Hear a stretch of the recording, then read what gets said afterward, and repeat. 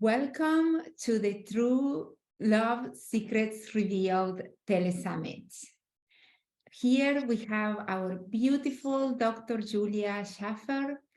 Dr. Julia Shafer is a psychologist and award-winning author who focuses on helping her clients get the life they aspire to by getting the connection with others they want and deserve. She wrote Loved: Relationship Rules for Women Who Thought They Knew the Rules After 2 decades. Oh no, hold on, I need to say all that again. I can see without my glasses too much. So let's go again. Are you planning on doing this for about 30 minutes? Yes. Yes. Okay. Just wanted to. You want me to read all that or you? No, you can go ahead. Yeah, that's all good. Yeah. Dr. Julia Shafer is a psychologist and award-winning author who focuses on helping her clients get the life they aspire to by getting the connection with others they want and deserve. She wrote a book called Loved: Relationship Rules for Women Who Thought They Knew the Rules after 2 decades of working with clients on their relationships and going through a few struggles of her own. She believes all problems impact relationships and problematic relationships impact progress. Learning about ourselves and how to be in relationships is a lifelong process, the key to success and completely doable. Thank you so much, Dr. Julie, to be here with us. Welcome. I am very glad to be here with you guys. Yes. Awesome. So let's get right into it. What is people pleasing? Yeah, so this is a topic that comes up a lot in my work with people. And so I thought this would be a good topic for us to talk about today, because when we're out in relationship with other people, whether we're dating or even if we're married or if we're in the workplace, most of us seem to have this sense that we need to be agreeable. And we sometimes take that a little further than it is really good for us. So we can be overly accommodating. We go with the flow. We're kind of laid back. Oh, whatever he wants to do, whatever my friends want to do, it's okay. So it might show up like, what do you meet a guy and you're going to go on a date and he says, well, what do you want to do? And you might say, oh, whatever is fine. Or he says, would you like the Italian restaurant or the Mexican restaurant? And you say, oh, I don't care. And you think you're being easygoing and this will make him like you more because there's not any conflict. Because, what if you didn't really want to go to Mexican, right? And you did. So then we just think, oh my goodness, well, this is how you do it. Like if you're easy, people will like you and want to be in relationship with you. But it turns out that what happens when you're doing that is you're not showing up authentically. And if you can't say, oh, I want to go to the Mexican restaurant and show your true authentic self, people can't get to know you. And it disconnects you. So it has this paradoxical effect of disconnecting you from relationships when you're trying to connect with others. And so you'll know you're people pleasing if you're overly accommodating, if you say, I'm sorry a lot, if you will do what everybody else suggests and not suggest something yourself, that kind of thing. Right. Yes. Yeah. Completely sense. We have to be authentic. And how do you think that, do you believe that when the women says, it's okay, Mexican or whatever you want, it's okay, do you believe that can be carried on a long-term relationship? Do you believe will be keep saying the same thing, or eventually she will get resented and, Yeah, I think the ultimate byproduct of that pattern is resentment because you don't feel seen and heard. But you kind of have to own that, because if that's your pattern, that's the ultimate result is if you don't feel seen and heard, it's because you haven't shown up. You haven't presented who you are in a way that people can see you and get to know you. And I really think that that comes from this sense that we're not good enough or we're not worthy, right? So I have to prove that I'm good enough to be in a relationship with you. And part of my strategy behind that is I'm just going to go along with what you say. I'm going to be easy to get along with. I'm going to be someone you like. And then I'll know that you want to be in a relationship with me, and that will make me feel better. It'll make me feel worthy. But because we're always looking for that external validation and we're not showing up authentically, it's not true validation, and we don't ever get that sense of worth resolved. Right? Yeah. Right. Yeah. So how do I get out of a lifelong pattern of people pleasing? How these women disrupt the pattern?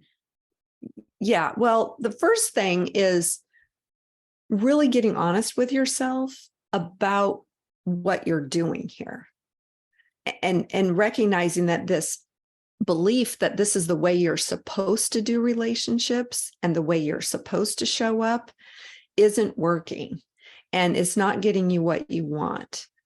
You're not feeling seen and heard. You aren't showing up in an authentic way, even though you've kind of told yourself over the years you are, right? Like, this is me. I'm nice. I like to help other people. I want them to be happy. I really enjoy giving to other people. And, I kind of see that as a really good thing. Like, the root of that is really beneficial. So we don't want to throw the baby out with the bathwater.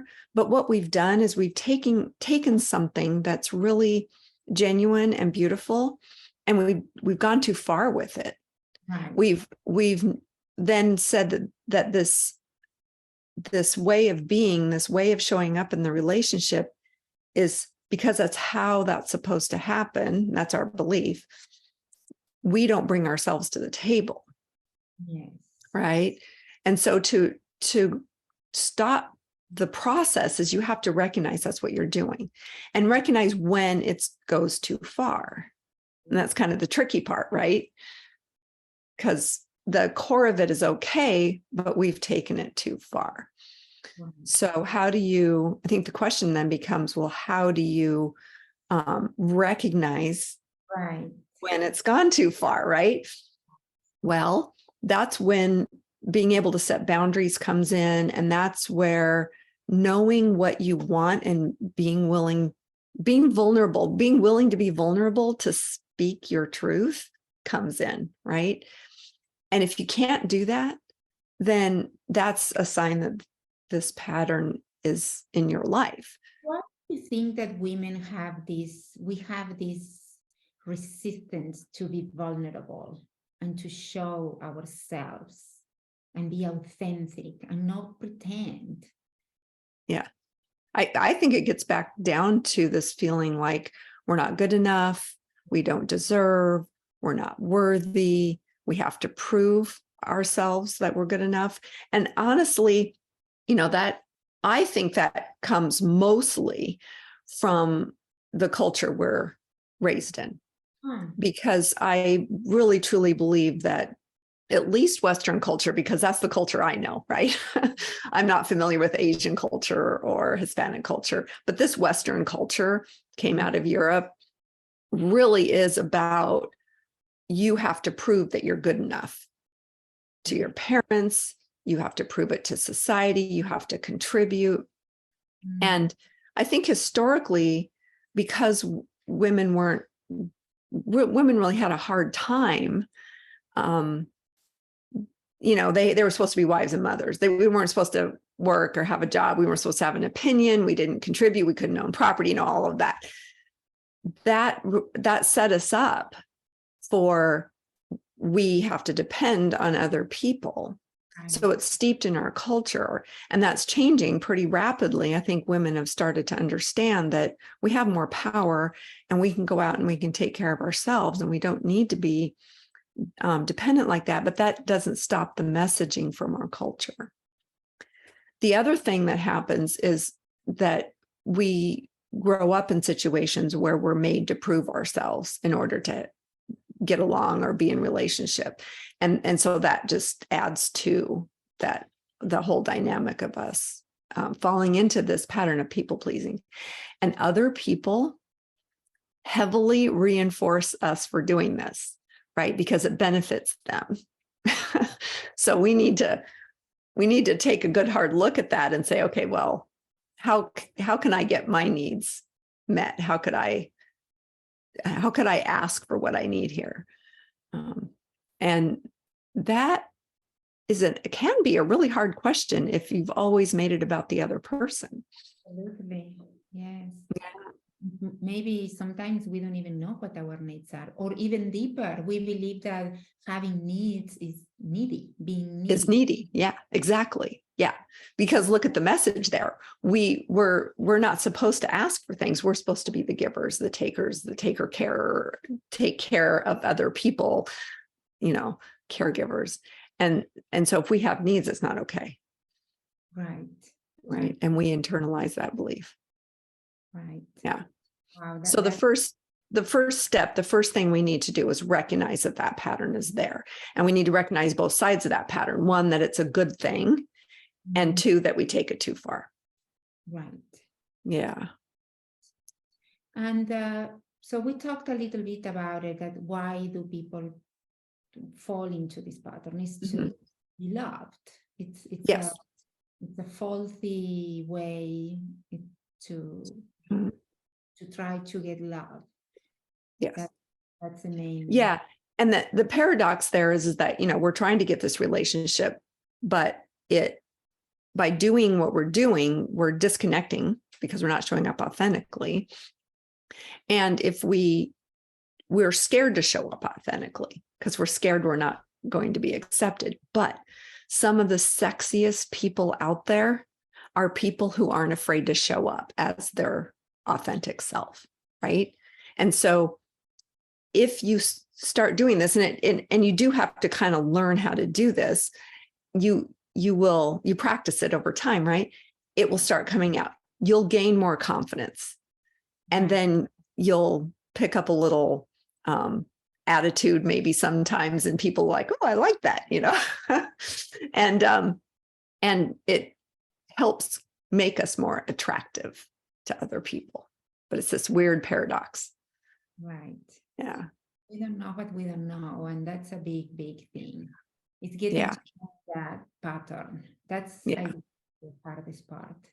Because we don't see our blind spots. And right. And we're afraid. Yes.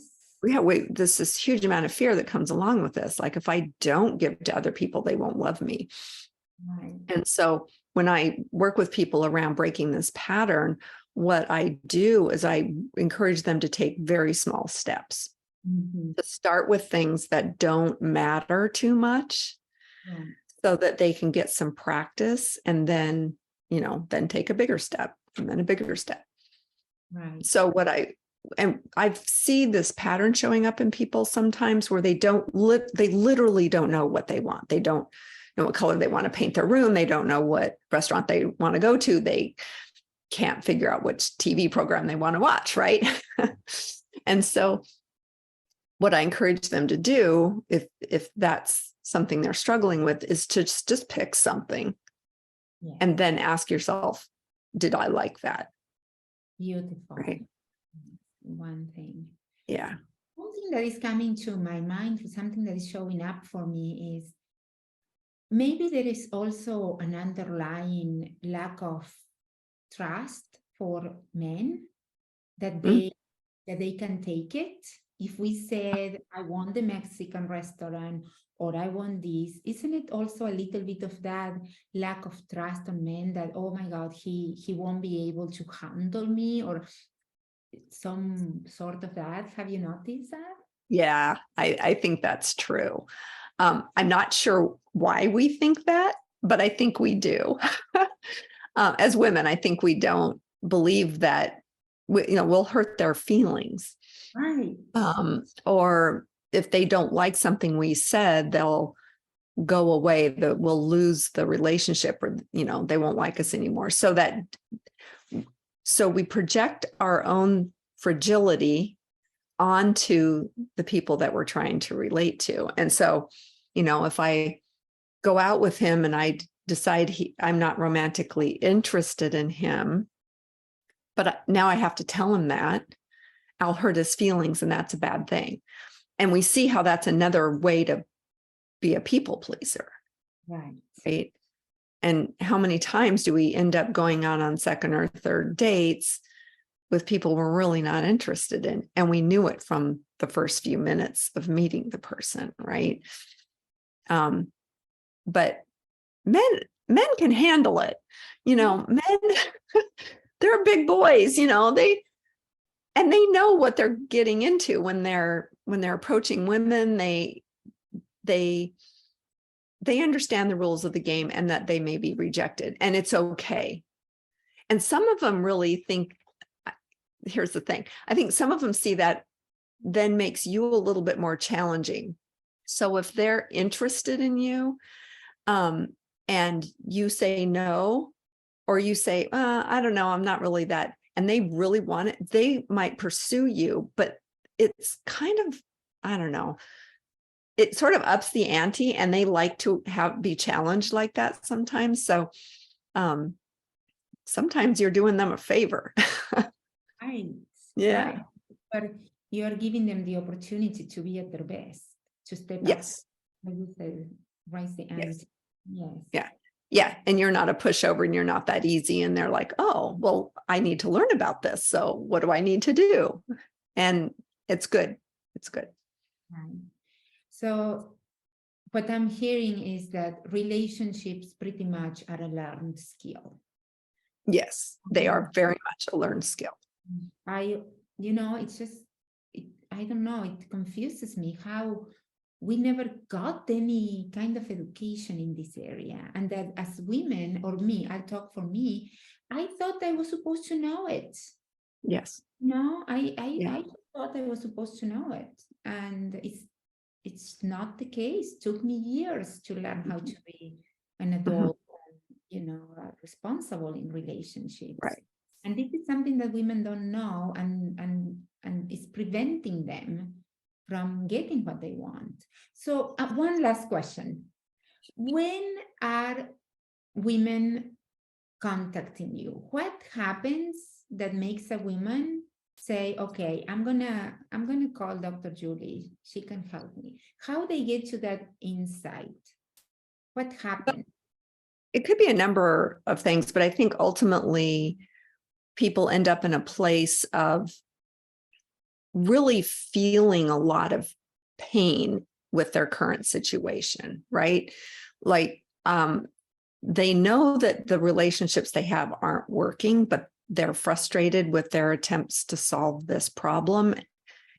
And they're probably blaming themselves for it. Like, what am I doing wrong? I get that so often. And so they usually, and if they find me specifically, it's because I've put something out on social media that really resonated with what their experience is. And I talk with women a lot around how to communicate, how to recognize and change the patterns, how to set boundaries, right? So just learning those skills, which feel pretty basic and like, oh, well, I know how to communicate. I'm sorry. The biggest myth behind communication is that it actually happened. And most of the time you'll say one thing and your partner will hear something completely different. And you don't get that they didn't hear what you intended. They didn't hear the message that you intended, right? And you don't understand that, and they don't understand that they misheard you. And then it's all kinds of difficulty ensues, right? And so when people get into enough pain around that in their life, they'll wonderful. seek help. Yeah. Yeah. Well, Yeah. it has been enlightening. Thank you so much for joining us. And I know you have something super special for the viewers, a little free gift that they can get. Yeah. Yeah. So I think it's people pleasing is so like common out there. I decided to make this 30-minute video on what it is and how you can change the pattern. Yeah. So there's a 30-minute video on people pleasing.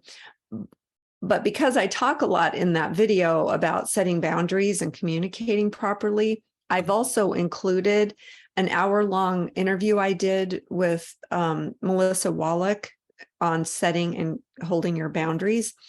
And then I developed this effective communication guide where if you walk through the guide, if you read the guide, and then at the end, it will take you through if you have a difficult situation and you just sort of answer the questions, and it will write a script for you for how to communicate what you want to communicate. And so we put all those together to thank you support so people. much. Thank you so Yeah. much.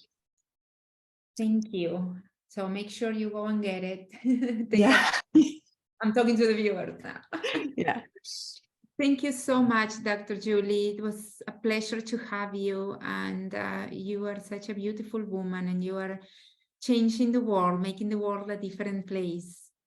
So thank you. I hope so. I hope we can all do relationships better. And yes. Well, I think as women, you know, we are the creators of the world. mm-hmm. So if we are happy, if we are in a good place, if we are fulfilled and feel safe, our kids are gonna be, you know, they're gonna grow up in a better household, and it's gonna be a ripple effect. Yes. So it's a wonderful work you are doing. Thank you. Thanks. So I'm gonna stop the recording now.